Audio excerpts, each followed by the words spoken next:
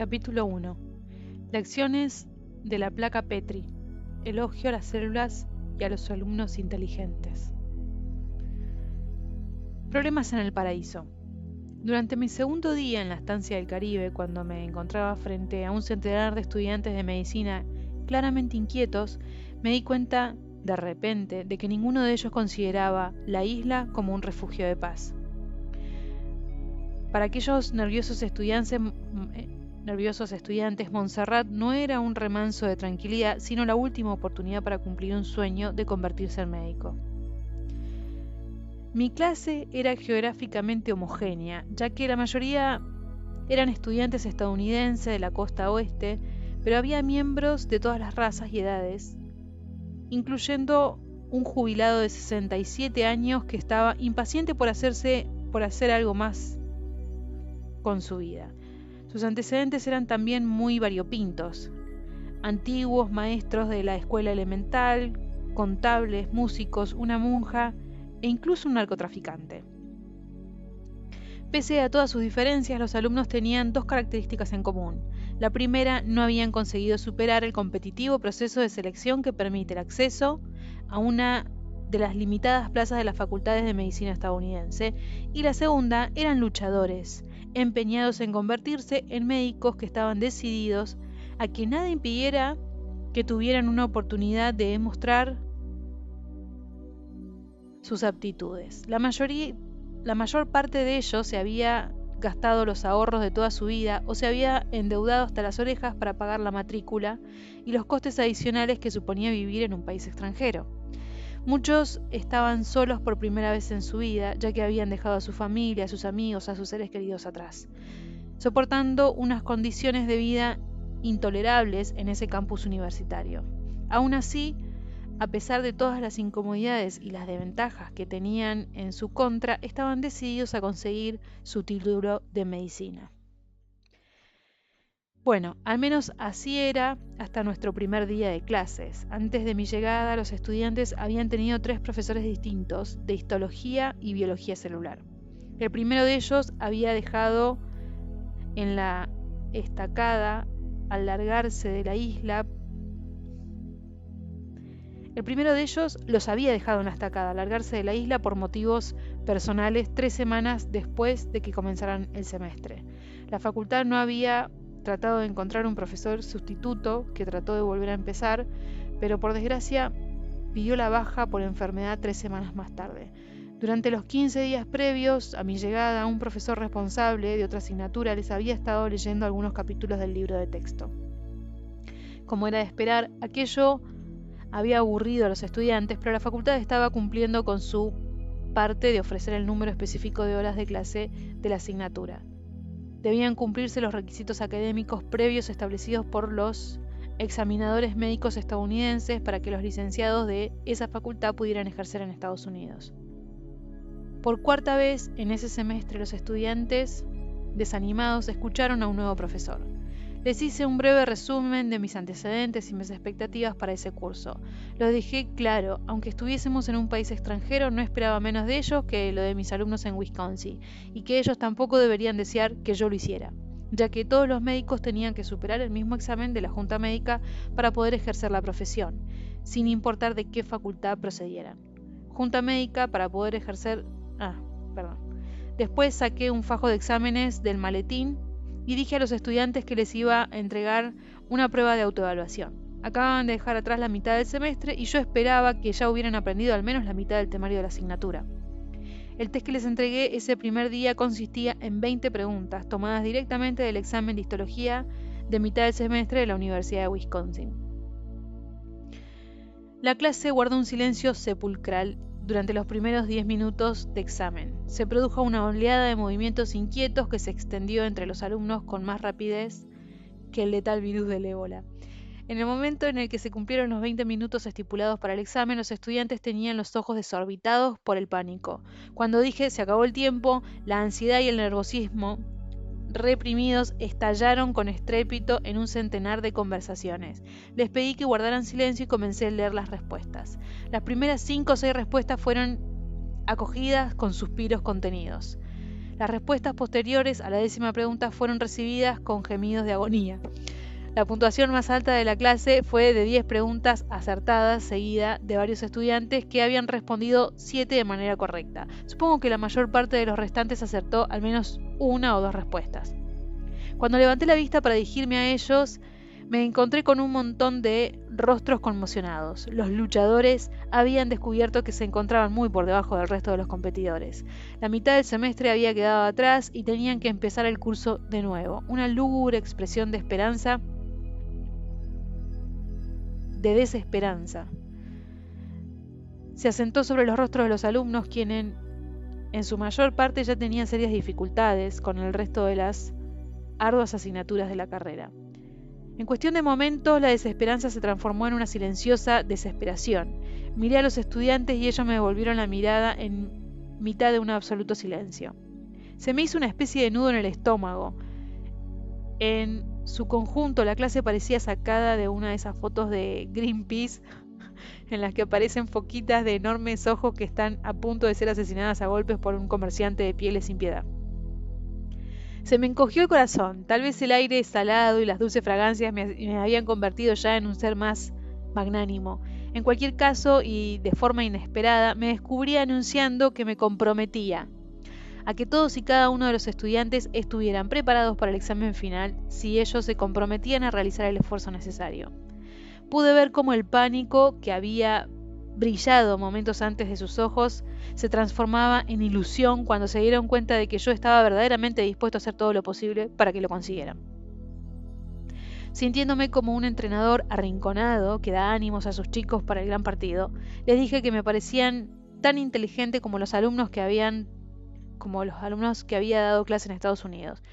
Le dije que creía que sus compañeros estadounidenses eran sencillamente más eficaces a la hora de memorizar, una cualidad que les permitía sacar mejores calificaciones en las pruebas de admisión de la facultad.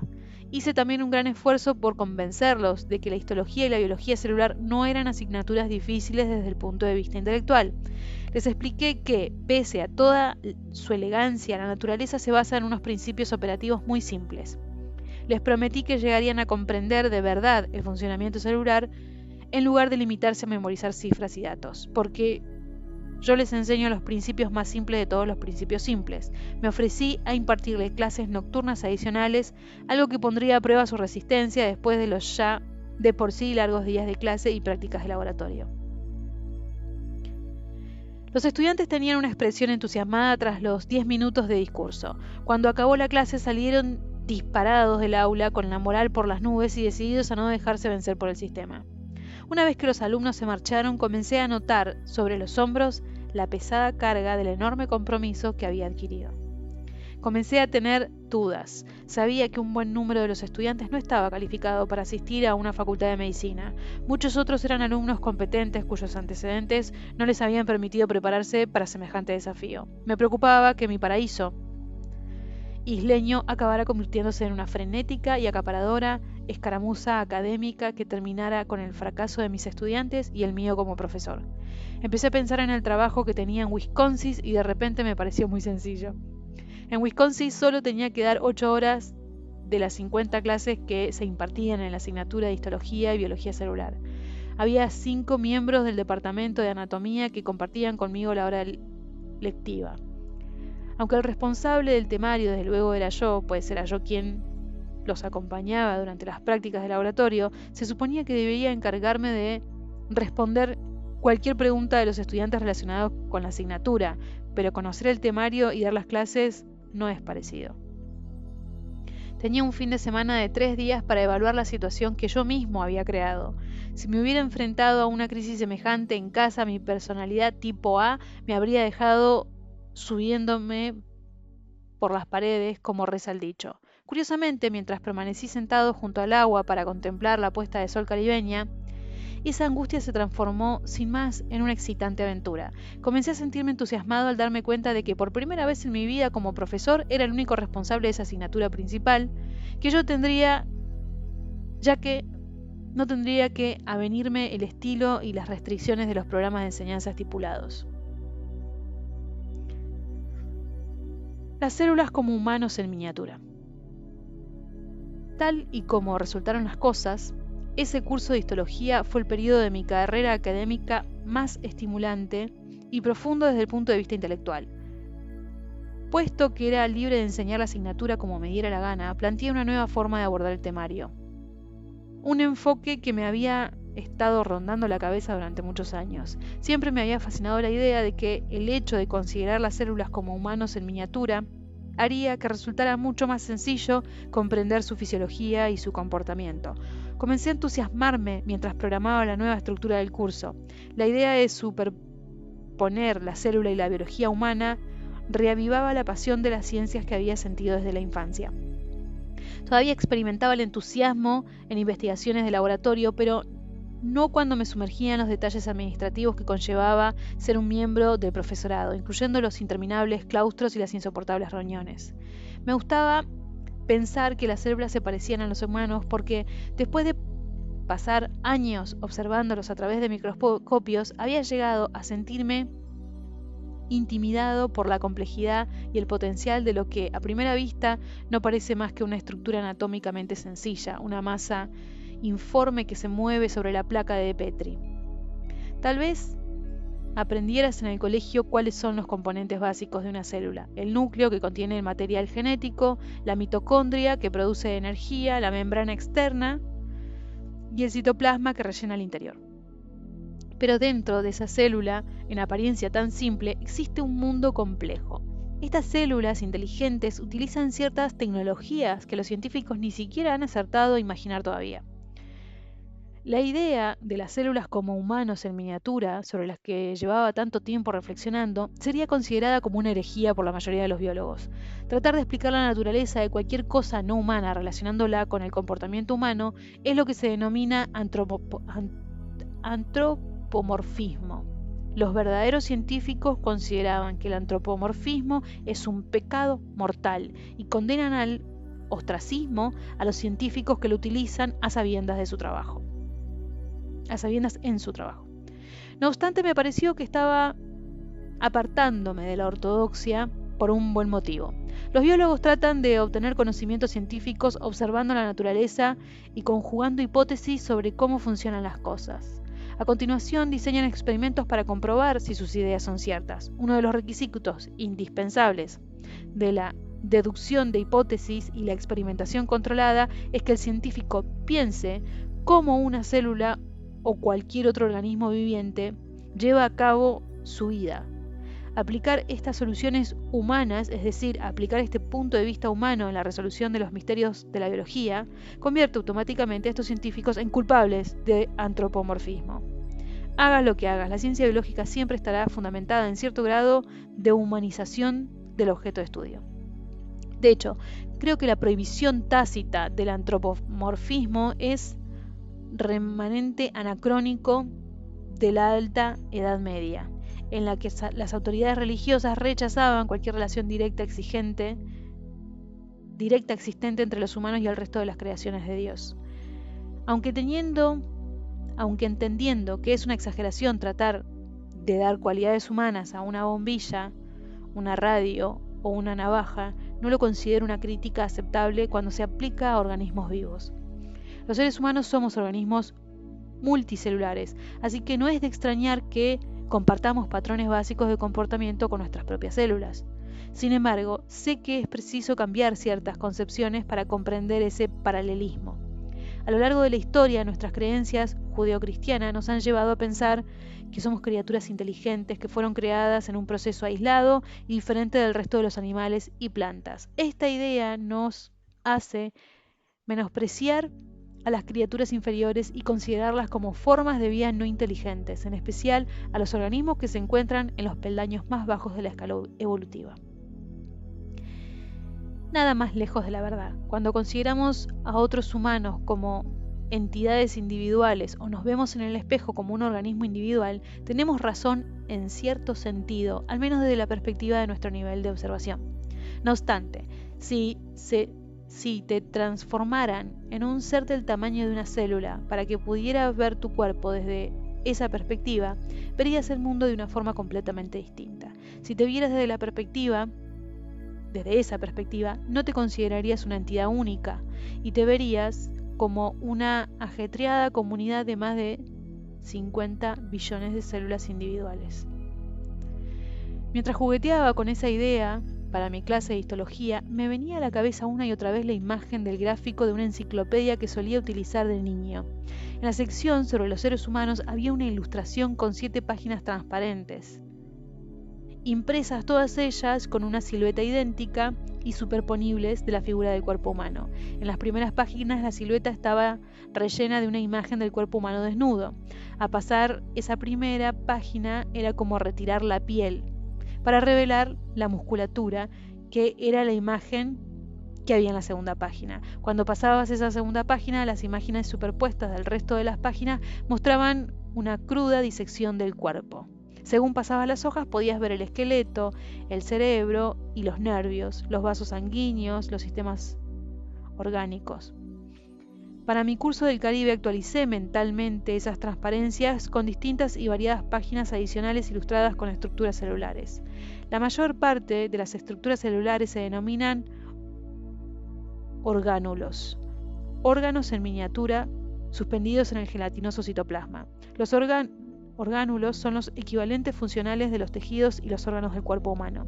Entre ellos se incluye el núcleo, que es el más grande de los orgánulos.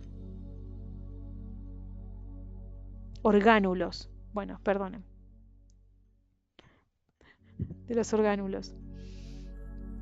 Las mitocondrias, el aparato de Golgi y las vacuolas. La forma tradicional de enseñar la asignatura consiste en explicar primero estas estructuras y continuar después con los tejidos y los órganos que conforman el cuerpo humano.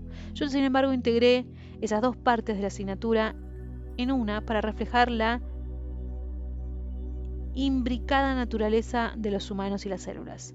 Enseñé a mis alumnos que los mecanismos bioquímicos utilizados por los orgánulos celulares son en esencia los mismos que rigen los sistemas orgánicos humanos. Hice hincapié en que si bien los humanos estamos compuestos por billones de células, no hay ni una función en nuestro cuerpo que no se exprese en las células individuales. Todas las células eucariotas, las células que poseen núcleo, tienen su equivalente a nuestro sistema nervioso, digestivo, excretorio, endocrino, osteomolecular, tegumental de la piel, reproductor e incluso primitivo sistema inmunológico, que utiliza una familia de proteínas parecidas a los anticuerpos llamados ubiquitinas. También dejé claro a mis alumnos que las células son organismos inteligentes que pueden sobrevivir sin ayuda, como muy bien han demostrado los científicos al separar células individuales de un tejido y hacerlas crecer en medios de cultivo. Tal y como suponía de niño, estas células inteligentes tienen una misión y un propósito. Buscan activamente entornos que permitan su supervivencia y evitan los que les resultan tóxicos o hostiles. Al igual que los humanos, las células individuales utilizan miles de estímulos procedentes del microambiente en el que habitan. Mediante el análisis de estos datos, las células seleccionan las respuestas apropiadas que aseguren su supervivencia.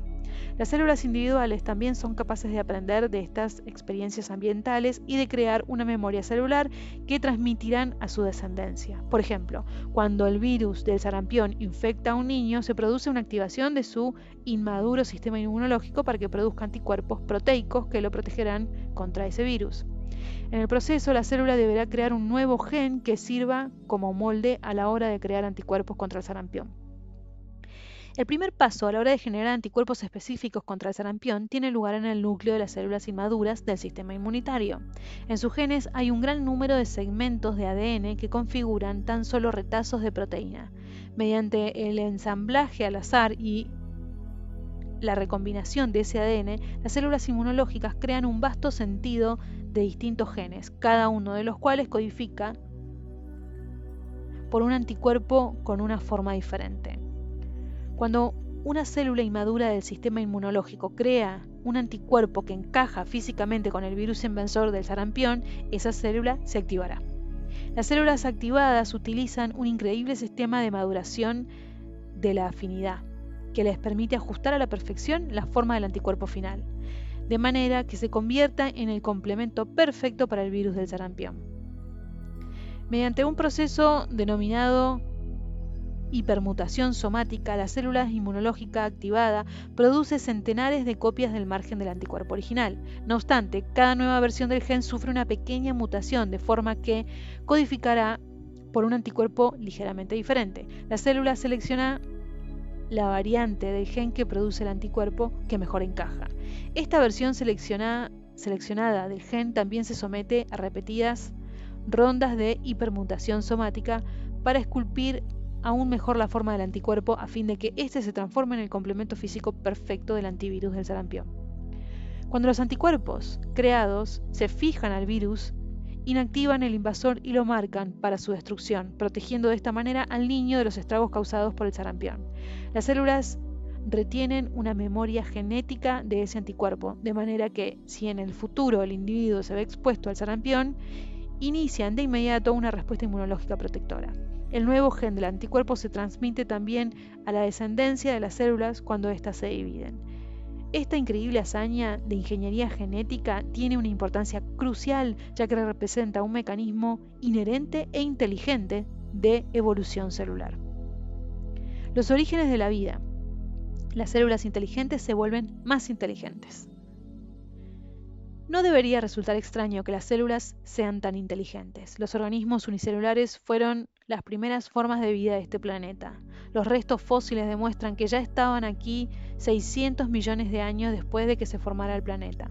Durante los siguientes 2 siglos, 750 millones de años de historia de la Tierra, tan solo los organismos unicelulares de vida independiente e inteligente, bacterias, algas y protozoo parecidas a las amebas, poblaban el mundo.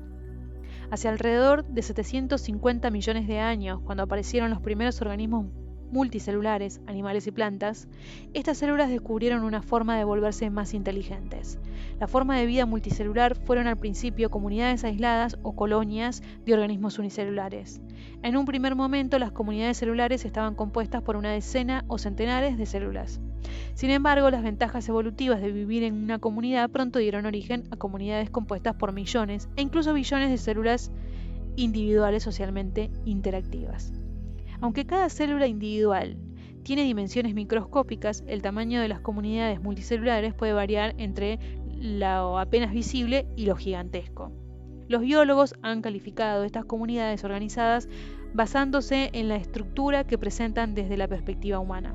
A pesar de que dichas comunidades parecen unidades individuales a simple vista, un ratón, un perro, un humano, son en realidad asociaciones altamente organizadas de millones y billones de células. La tendencia evolutiva hacia comunidades cada vez mayores no es más que un reflejo del imperativo biológico de la supervivencia. Cuanto mejor perciba un organismo el medio que lo rodea, más oportunidades tendrá de sobrevivir. Cuando las células se agrupan, aumentan su conciencia del entorno de modo exponencial. Si a cada célula se le asigna de forma arbitraria un nivel de percepción X, entonces cada organismo colonial tendrá un conjunto de percepción potencial de al menos X multiplicado por el número de células que forman la colonia. A fin de sobrevivir en un medio tan denso, las células crearon entornos estructurados. Estas sofisticadas comunidades se dividieron el trabajo con más precisión y efectividad que los siempre cambiantes organigramas que tan indispensables resultan a las grandes corporaciones. Demostró ser más eficaz para las comunidades asignar determinadas tareas especializadas a las células individuales. Durante el desarrollo de las plantas y animales, las células comienzan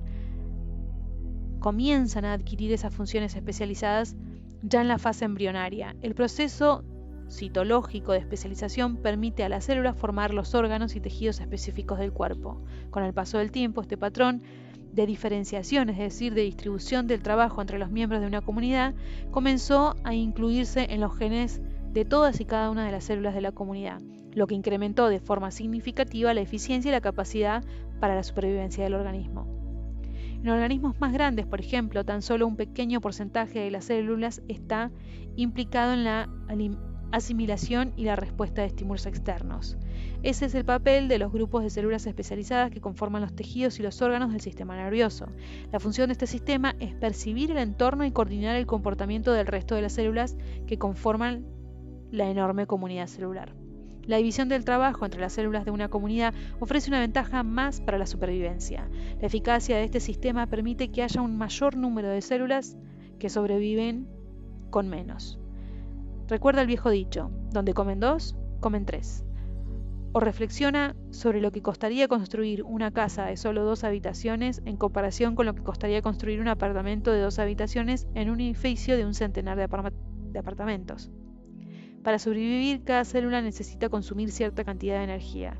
La energía ahorrada por los seres individuales de una comunidad contribuye tanto a aumentar la supervivencia como a proporcionar una mejor calidad de vida. En el capitalismo estadounidense, Henry Ford vio la ventaja táctica implícita en la distribución del esfuerzo común y la utilizó para crear un sistema de cadena de montaje en la fabricación de coches. Antes de que Ford tuviera semejante idea, un pequeño grupo de trabajadores multidisciplinares había requerido 1 semana o 2 para construir un único automóvil. Ford organizó su fábrica de manera que cada trabajador fuera responsable de un único trabajo especializado. Colocó un buen número de estos trabajadores especializados en una larga fila, la cadena de montaje, y pasó el coche en desarrollo de un especialista a otro. La eficacia de la especialización del trabajo permitió a Ford producir un automóvil nuevo cada 90 minutos y no cada varias semanas. Por desgracia, olvidamos convenientemente que la cooperación es necesaria para la evolución cuando Charles Darwin sacó a relucir una teoría radicalmente distinta sobre el origen de la vida. Hace alrededor de 150 años, Darwin llegó a la conclusión de que los organismos vivos se ven involucrados en una constante lucha para la supervivencia. Para Darwin, la lucha y la violencia no son solo una parte de la naturaleza animal y por lo tanto de la humana, sino la fuerza principal que subyace tras todos los avances evolutivos. En el capítulo final de El origen de las especies por medio de la selección natural o la conservación de las razas favorecidas en la lucha por la existencia, Darwin habla de una inevitable lucha por la existencia y de que la evolución está condicionada por la guerra de la naturaleza, del hambre y la muerte. Relaciona esto con la noción darwiniana de que la evolución es aleatoria y tendrás un mundo con dientes y garras ensangrentados, como tan poéticamente escribió Alfred Tennyson, un mundo caracterizado por una serie de sangrientas y superfluas batallas por la supervivencia.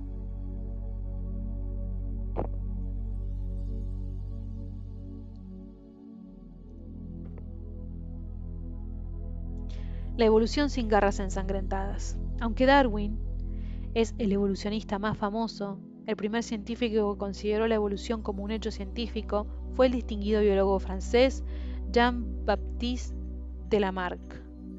Incluso Ernst Mayr, el artífice principal del neodarwinismo, una modernización de la teoría de Darwin que incorpora la genética molecular del siglo XX, admite que Lamarck fue el pionero.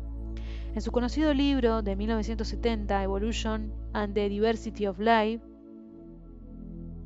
Mayr escribe: "Me parece que Lamarck tiene mucho más derecho de reclamar el título de descubridor de la teoría de la evolución, como de hecho así lo consideran muchos historiadores franceses. Fue el primer autor que dedicó todo un libro a presentar una teoría de la evolución de los organismos. Fue el primero en presentar el sistema animal al completo como un producto de la evolución".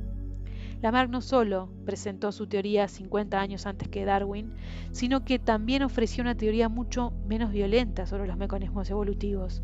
La teoría de Lamarck sugiere que la evolución se basa en una interacción cooperativa e instructiva entre los organismos y el entorno que permite a los seres vivos sobrevivir y evolucionar en un mundo dinámico. Su idea era que los organismos adquieren y transmiten las adaptaciones necesarias para su supervivencia en un entorno cambiante. Curiosamente, la hipótesis de Lamarck sobre los mecanismos de la evolución se ajusta a la noción de los biólogos celulares modernos de la adaptación del sistema inmunológico al entorno que he descrito antes. La teoría de Lamarck se convirtió en un objetivo inmediato de la Iglesia.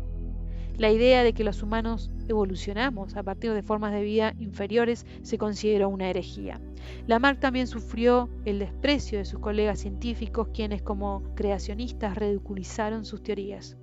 El biólogo evolucionista alemán August Weismann ayudó a condenar a Lamarck al anonimato cuando trató de probar la teoría de Lamarck de que los organismos transmiten los rasgos orientados a la supervivencia adquiridos mediante la interacción con el medio. En uno de sus experimentos, Weismann cortó la cola de varios ratones de ambos sexos y los emparejó. Weismann arguyó que si la teoría de Lamarck era cierta, los padres deberían transmitir la falta de cola a las futuras generaciones. La primera generación de ratones nació con cola. Weismann repitió el experimento durante 21 generaciones más, pero ningún ratón nació sin cola, de modo que llegó a la conclusión de que la teoría de Lamarck sobre la herencia era incorrecta. Sin embargo, el experimento de Weismann no era una verdadera prueba de la teoría de Lamarck. Este sugería que los cambios evolutivos se producían en inmensos periodos de tiempo, según la biógrafa L.J. Jordanova. En 1984, Jordanova escribió que la teoría de Lamarck se apoyaba en cierto número de proposiciones, entre las que se incluye las leyes que rigen a los seres vivos han dado origen a formas complejas a lo largo de inmensos periodos de tiempo. Está claro que los 5 años de experimentos de Weismann no son tiempo suficiente para demostrar esta teoría. Un fallo aún más crucial es su experimento. En su experimento se debe a que Lamarck jamás afirmó que todos los cambios experimentados por un organismo se transmiten a la descendencia. Lo que Lamarck dijo es que los rasgos se transmiten a la descendencia como las colas, cuando son necesarias para la supervivencia. Aunque Weismann no creyó que los ratones necesitaran la cola, nadie preguntó a los ratones si creían que su cola les resultaba necesaria para sobrevivir. A pesar de estos fallos evidentes, el estudio de los ratones sin cola ayudó a destruir la reputación de Lamarck. De hecho, Lamarck ha sido ignorado y vilipendiado casi siempre a lo largo de la historia. El evolucionista de la Universidad de Cornell, C.H. Waddington, escribió en su libro The Evolution of an Evolutionist, la evolución de un evolucionista. Lamarck es la única figura importante de la historia de la biología cuyo nombre se ha insultado en todos los aspectos importantes.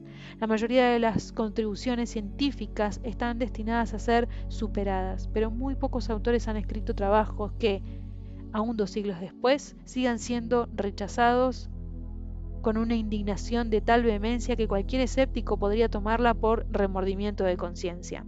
Desde mi punto de vista, Lamarck fue juzgado en cierto modo injustamente. Waddington escribió estas proféticas palabras hace 40 años. Hoy en día las teorías de Lamarck están siendo reconsideradas bajo el peso de un grupo de nuevas ciencias que sugieren que el castigado biólogo no se equivocaba del todo y que el laureado Darwin no estaba del todo en lo cierto. El título de un artículo de la prestigiosa revista Science en el año 2000 fue una señal de liberación. ¿No tendría Lamarck un poco de razón? Una de las razones por las que los científicos están reconsiderando la teoría de Lamarck es que los evolucionistas siguen recordándonos el inestimable papel que juega la cooperación a la hora de mantener la vida en la biosfera. Los científicos descubrieron hace mucho tiempo las relaciones simbióticas de la naturaleza. En el libro Darwin's Blind Spot, el punto ciego de Darwin, escrito en el 2002 por el físico británico Frank Ryan, registra un buen número de estas relaciones, incluyendo la de una gamba amarilla que consigue comida mientras su compañero, el pez gobio, le protege de sus depredadores y le da una especie de cangrejo ermitaño que transporta una anémona rosa sobre su concha. A los peces y a los pulpos les gusta alimentarse de cangrejos ermitaños, pero cuando se acerca a esa especie en particular, la anémona dispara sus coloridos tentáculos llenos de dardos microscópicos de veneno y pican al potencial depredador, alentándolo a buscar un alimento en otra parte. La anémona guerrera también consigue algo de esa relación, ya que se alimenta de los restos de comida del cangrejo. No obstante, hoy en día la comprensión de la cooperación en la naturaleza es mucho más profunda que la que se obtiene mediante la simple observación. Los biólogos son cada vez más conscientes de que los animales han evolucionado y que continúan coexistiendo mediante diversos conjuntos de microorganismos necesarios para la salud y el desarrollo normal. Dice un reciente artículo de The Science titulado "Seguimos adelante gracias a una pequeña ayuda de nuestros pequeños amigos". Al estudio de estas relaciones El estudio de estas relaciones se enseña ahora en un campo de rápido crecimiento llamado biología de sistemas. Por irónico que parezca, en las pasadas décadas nos han enseñado a declarar la guerra a los microorganismos con todos los métodos a nuestro alcance, desde los jabones antibacterianos hasta los antibióticos. Pero este mensaje tan simplista no toma en cuenta el hecho de que hay muchas bacterias esenciales para nuestra salud. El ejemplo clásico de la ayuda que reciben los humanos de los microorganismos son las bacterias que pueblan nuestro sistema digestivo y que son fundamentales para nuestra supervivencia. Las bacterias de nuestro estómago y nuestro tracto intestinal ayudan a digerir la comida y permiten la absorción de vitaminas indispensables para la vida.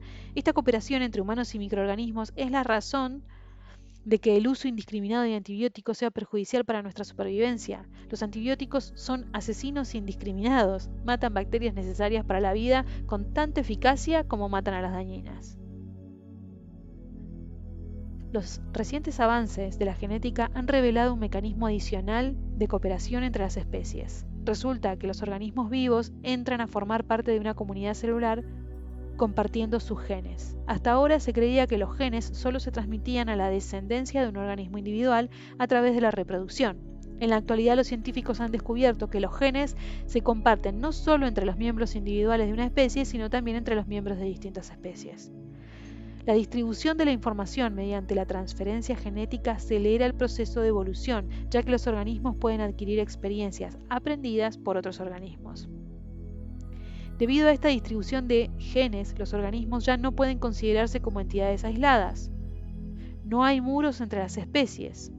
Daniel Drell, director del programa del Departamento de Energía del Genoma Microbiano, dijo en Science: "Ya no podemos decir tranquilamente que es una especie". La distribución de los genes no es una casualidad. El medio que emplea la naturaleza para incrementar la supervivencia de la biosfera. Tal y como expuse con anterioridad, los genes no son más que una memoria física de las experiencias aprendidas de los organismos. El recientemente reconocido intercambio de genes entre las especies disemina esas memorias y en consecuencia influye en la supervivencia de todos los organismos que contribuyen a la comunidad de la vida. Ahora que somos conscientes de este mecanismo de transferencia de genes entre individuos de la misma y de distintas especies, los peligros de la ingeniería genética han quedado en evidencia. Por ejemplo, chapucear con los genes del tomate tal vez tenga consecuencias no solo para el tomate, sino para toda la biosfera, y de forma que ni siquiera podemos llegar a imaginar. Ya hay estudios que demuestran que cuando los humanos digieren alimentos modificados genéticamente, los genes creados de forma artificial se transfieren al organismo y alteran las bacterias beneficiosas que reciben en el intestino.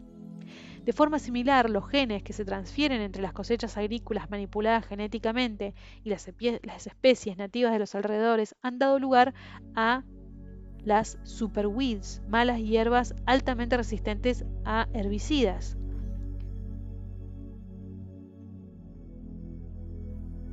Los ingenieros genéticos nunca tuvieron en cuenta la transferencia genética cuando introdujeron organismos genéticamente modificados en el entorno.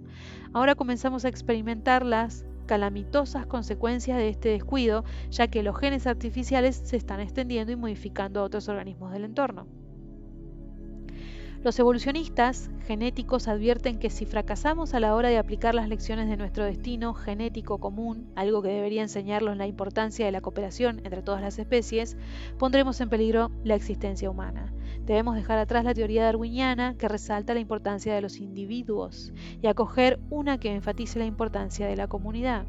El científico británico Timothy Lenton ha dado pruebas de que la evolución depende más de la interacción entre especies que la interacción entre individuos de una misma especie.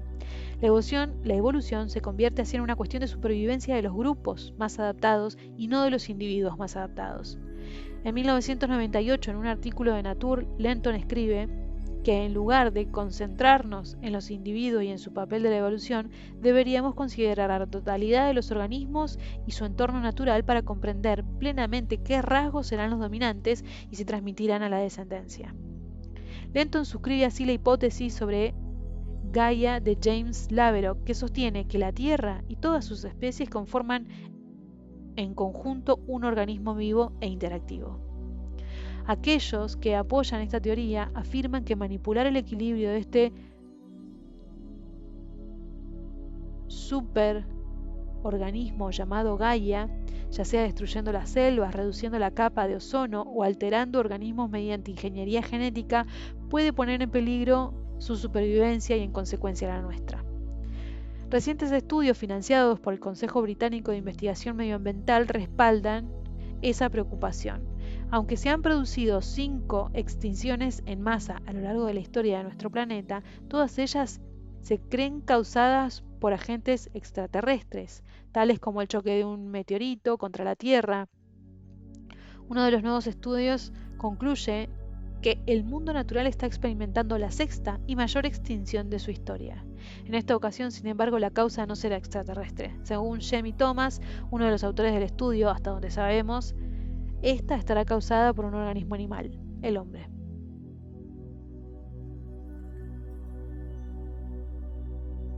Predicar con el ejemplo de las células.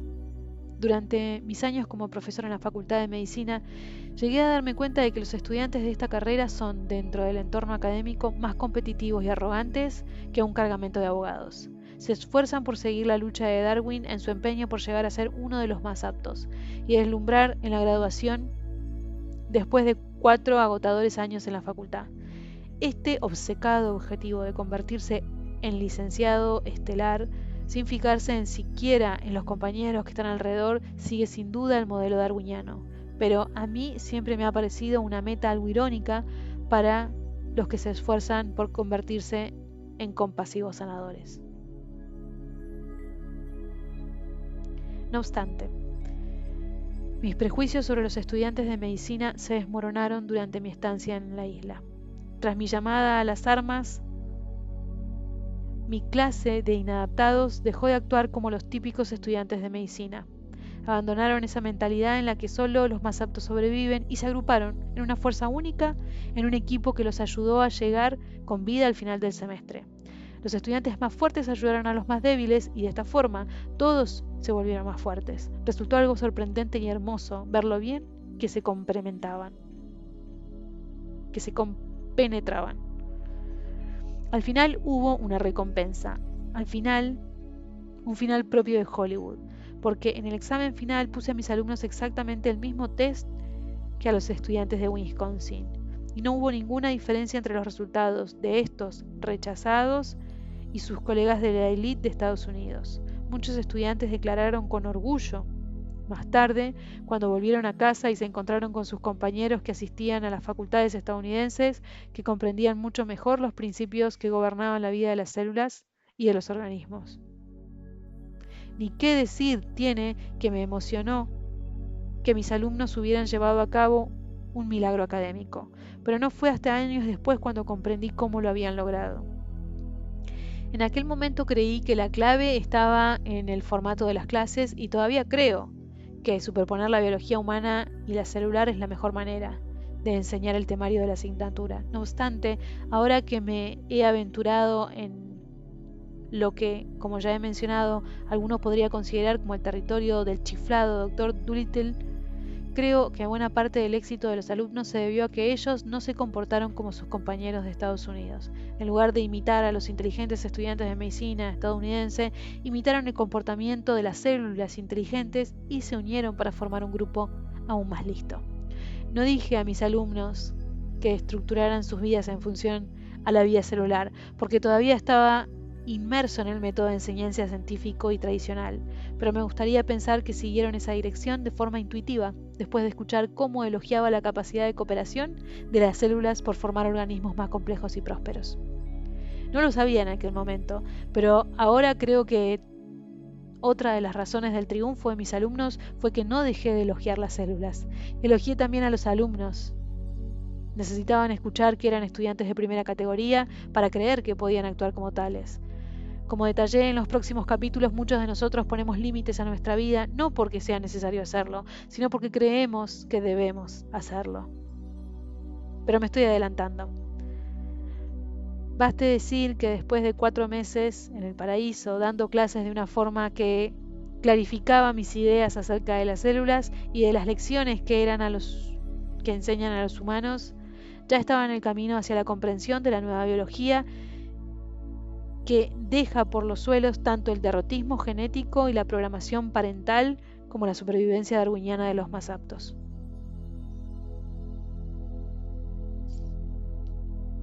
Cuando escribí este capítulo por primera vez tuve que buscar mucho para encontrar una mínima sugerencia que insinuara que tan vilipendiado Jean-Baptiste de Lamarck hubiera recibido al fin algún crédito por sus ideas sobre la evolución. No obstante, puesto que soy un optimista acérrimo, como has leído antes, incluí una referencia a un artículo con el conjetural título ¿No tendrá Lamarck algo de razón?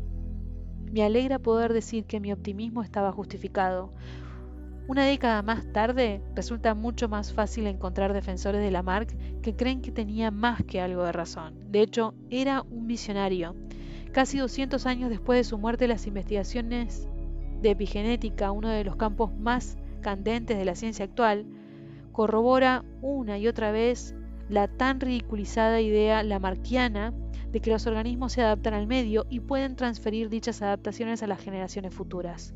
Ten presente este titular definitivo, sin signos de interrogación, que encontré al instante durante la investigación para la edición del aniversario: el renacimiento del lamarckismo, el auge de la epigenética. Por supuesto, Lamarck no tenía ni la menor idea de la naturaleza molecular de los genes ni de su relación con la expresión en el organismo, y tampoco Darwin, así que no puedo negar que en realidad era un epigenetista. Las investigaciones modernas han necesitado laboratorios de alta tecnología para descubrir las sutiles modificaciones químicas del ADN y las proteínas asociadas al mismo que permiten a los organismos adaptarse al medio y pasar dichas adaptaciones a sus descendencias sin alterar las estructuras de las moléculas del ADN. La teoría de Lamarck sobre la herencia de los caracteres adquiridos, citada como la razón principal de la debacle de Lamarck, se considera ahora un mecanismo hereditario válido.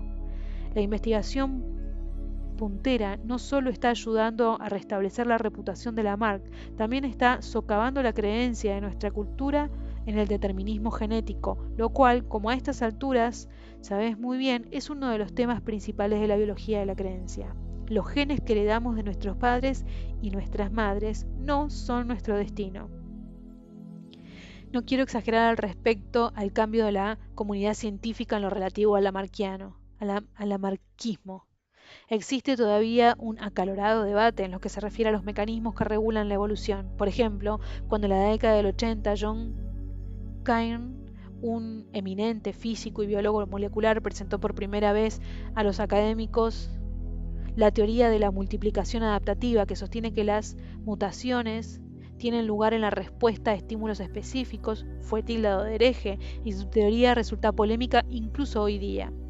La mutación adaptativa entra en conflicto con el enfoque neodarwinista de las alteraciones hereditarias basadas en la selección natural, un proceso que fue descrito por Darwin como la lucha de la vida, como la lucha por la vida es rigurosísima, y que ha llegado a conocerse como la supervivencia de los más aptos, aunque es una expresión capciosa, ya que la frase de la supervivencia de los más aptos es en realidad una tautología, una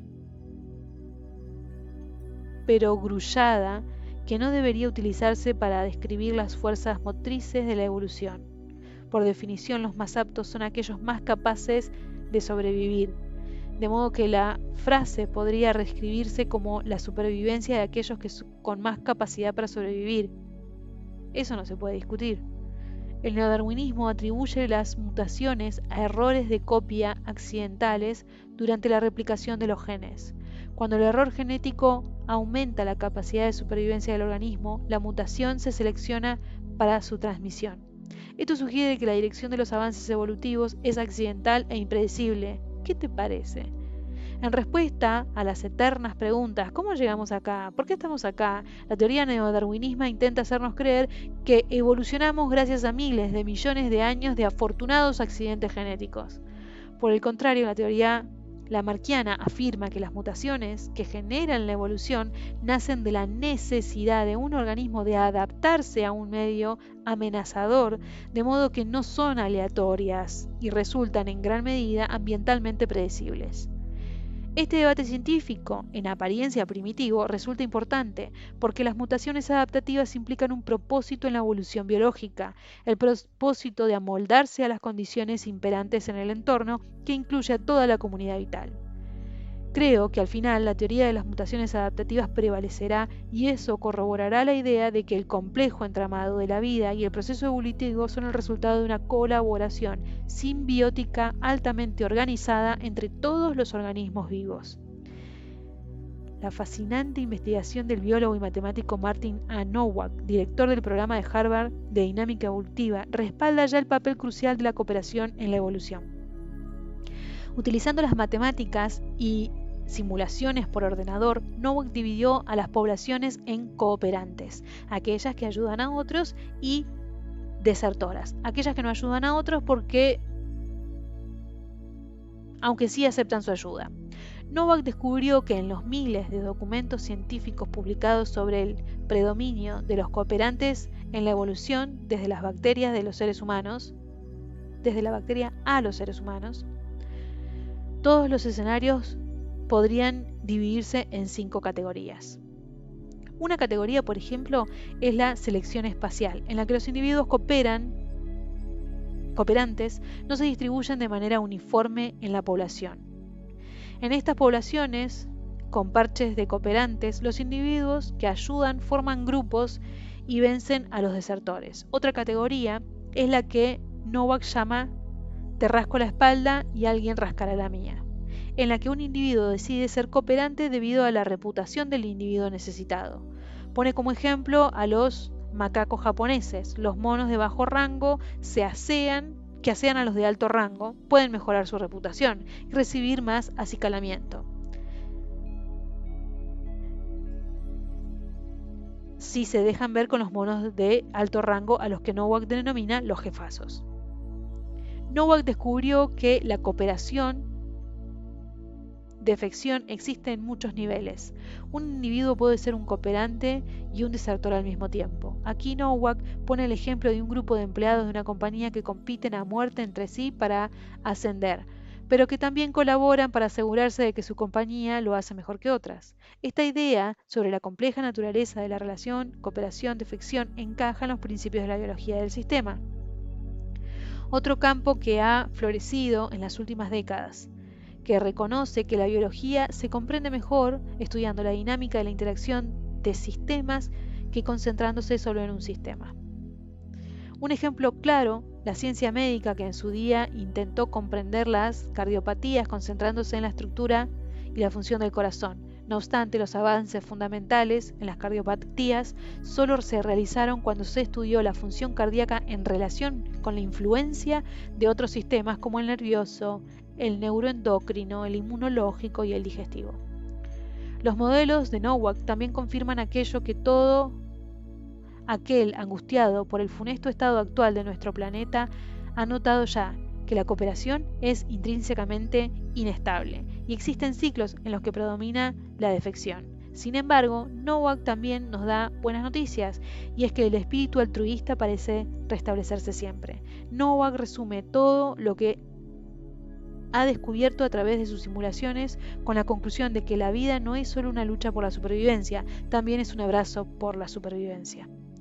Ahora más que nunca necesitamos investigar más el abrazo cooperativo para la supervivencia a fin de no caer en un ciclo de defección que acabe con nosotros y con nuestro planeta. Creo que nuestra malinterpretación de la evolución como una simple lucha eterna y una búsqueda de la aptitud individual medida por el número de juguetes de cada uno, nos ha llevado al borde del abismo. La civilización humana se ha tragado la advertencia que aparece en el título secundario del libro de Darwin, El origen de las especies, la conservación de las fuerzas favorecidas en la lucha por la existencia. En otras palabras, que la vida es una lucha sin cuartel en la que las riquezas serán de los más aptos, sin importar los medios que sean necesarios para conseguirlas. De acuerdo con este principio científico, los menos aptos genéticamente solo se merecen las obras, si acaso.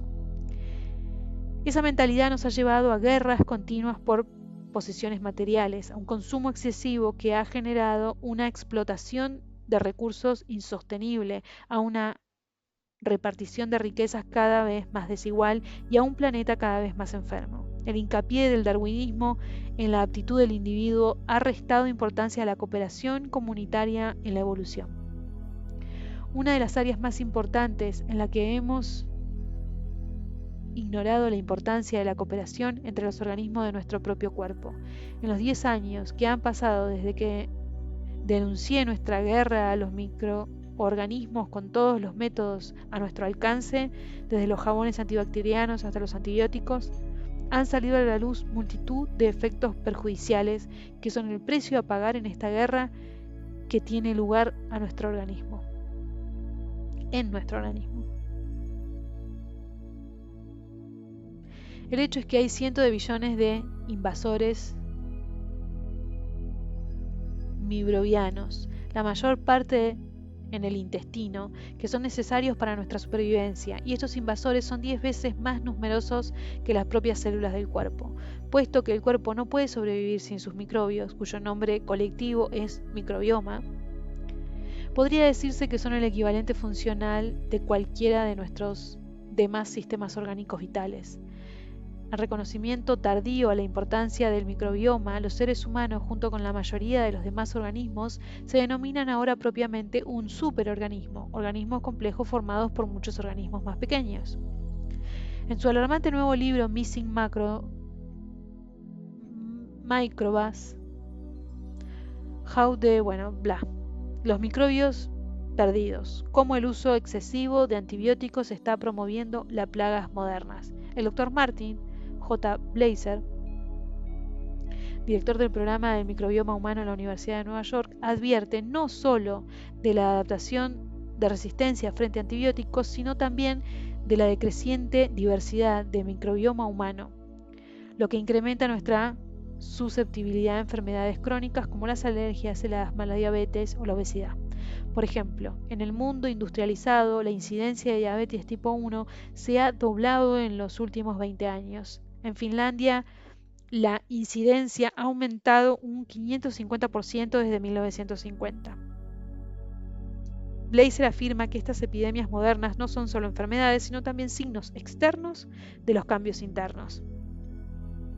Estudios recientes han descubierto que algunos individuos, por lo demás normales, han perdido entre 15 y 40% de su diversidad microbiana y los genes asociados a ella, debido sobre todo a la prescripción excesiva de antibióticos de amplio espectro que eliminan los microbios de manera indiscriminada.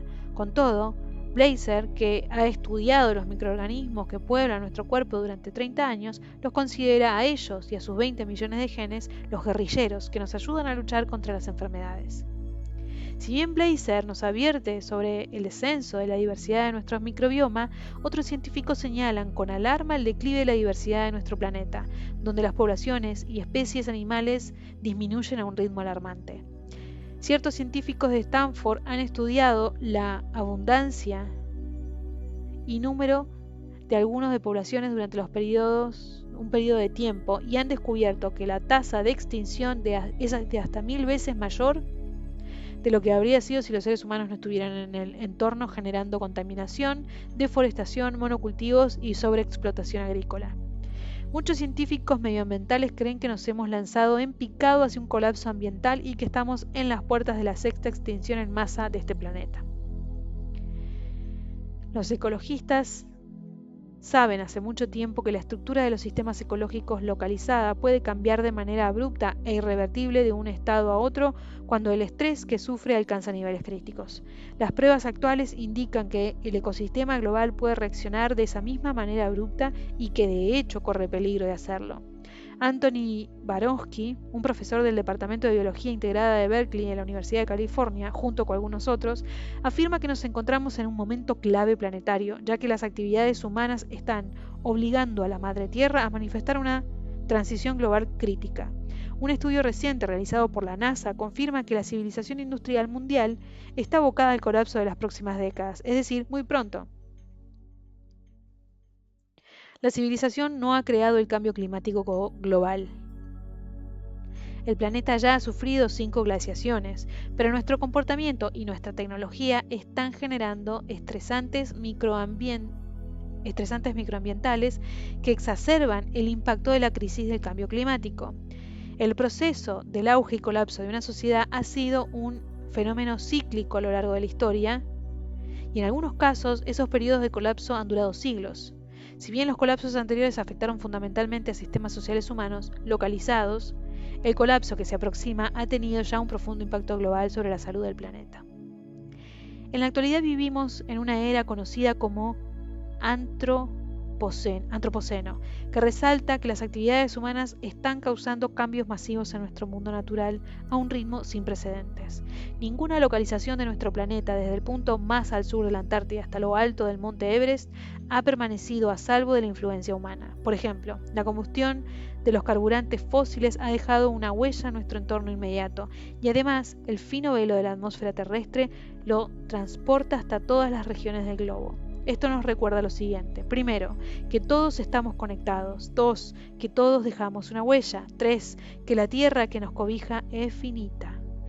La crisis global actual nos avisa que debemos dejar de explotar la abundancia y vitalidad de nuestro hogar y comenzar a reconectar y honrar al planeta, tal y como muchas sociedades tradicionales han hecho durante eones. Bueno, esa sí que es una imagen divertida. Sin embargo, como optimista acérrimo que soy, prefiero tener en cuenta el lado positivo de la resiliencia de la naturaleza. En 1883, una serie de erupciones del Krakatoa en Krakatoa, Indonesia, provocó la aparición de nuevos grupos de islas volcánicas en el mar. La lava asoló una de las islas en 1960 y eliminó todas las formas de vida, dejando la isla en unas condiciones que los científicos denominan estado de esterilización. Los sondeos y los estudios que llevan realizándose desde unas cuantas décadas en la isla para controlar la aparición de flora y fauna han documentado la presencia de una increíble diversidad ecológica que ha prosperado en esas regiones estériles desde aquella fecha. Tras la conmoción de la catástrofe, el paraíso ecológico de la isla, vibrante y próspero, se ha hecho más fuerte, expresando una plasticidad heterogénea que resalta su capacidad de resistir la tensión medioambiental. Esta lección de la naturaleza enfatiza el viejo dicho de lo que no te mata te hace más fuerte. También me reconforta el hecho de que la cooperación entre organismos no es una rara excepción en la regla de la evolución, sino uno de sus arquitectos fundamentales, y que los seres humanos son, aunque a veces resulte difícil creerlo, en palabras de Nowak, súper cooperantes. A nivel colectivo, los logros cooperativos de la civilización humana nos han llevado hasta la luna y más allá, y mi esperanza es que estos logros nos conduzcan también a un planeta recuperado, a un microbioma restaurado y más allá. Después de todo, he visto con mis propios ojos los increíbles cambios positivos que pueden tener lugar cuando existe un comportamiento cooperativo, ya que fue eso mismo lo que ayudó a mis estudiantes de medicina caribeños a evolucionar para convertirse en mejores seres humanos y, lo más importante, en terapeutas compasivos.